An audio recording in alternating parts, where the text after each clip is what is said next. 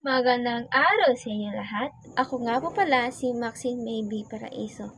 Ngayon, tatalakayin ko ang ikatatlong pananaw ng globalisasyon.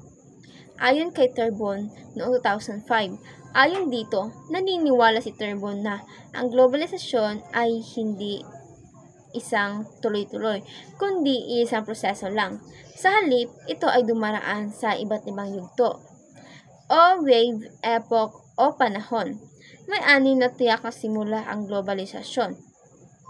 Ibig sabihin, hindi sabay-sabay ang pag-usbong ng globalisasyon. May mga panahon sa kasaysayan na mas naging malinaw ang epekto ng globalisasyon sa mundo. Halimbawa, noong panahon ng eksplorasyon noong 16th century, ang panahon ng kolonyalismo, revolusyong pang-industrial at iba pa. Sa madaling salita, ay katatlong pananaw ni Turbon ay nagsasabing ang globalisasyon ay pa-wave o paalon ang pag-usbong ito.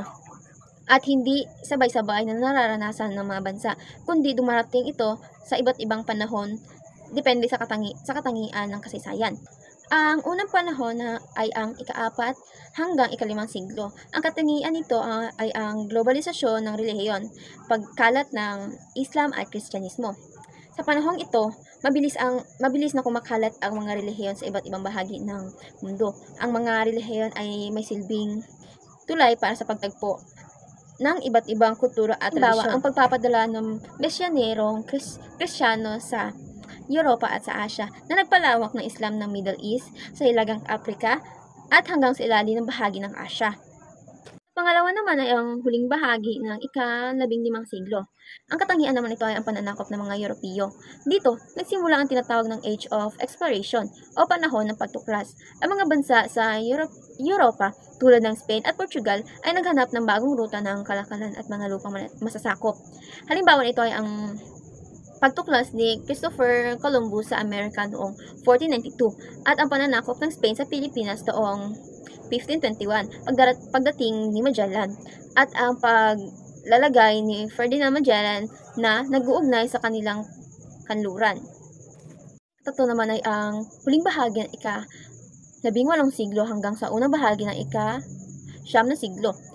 Ang katangian naman nito ay ang digmaan sa pagitan ng mga bansa sa Europa na nagbigay daan ng globalisasyon. Ito ay ang panahon ng industrial ng revolusyon at mga digmaan sa Europeo na nagbukas ng mas malawak na kalakalan at kompetisyon sa teknolohiya at produksyon. Halimbawa noong France Revolution at Napoleonic Wars na nagpadala ng ideya ng demokrasya at nasyonalismo sa iba't ibang bansa. Ang ika-4 naman ay ang gitnang bahagi ng ika-18 na siglo hanggang 1918. Ang katangian naman ito ay ang rurok ng imperialismo ang kanluranin. Lumalawak ang mga bansang Europeo sa pananakop sa mga lupain sa Asia, Africa at iba pang lugar. Ito ay tinatawag na Scramble for Africa at ang kolonyasyon sa Asia.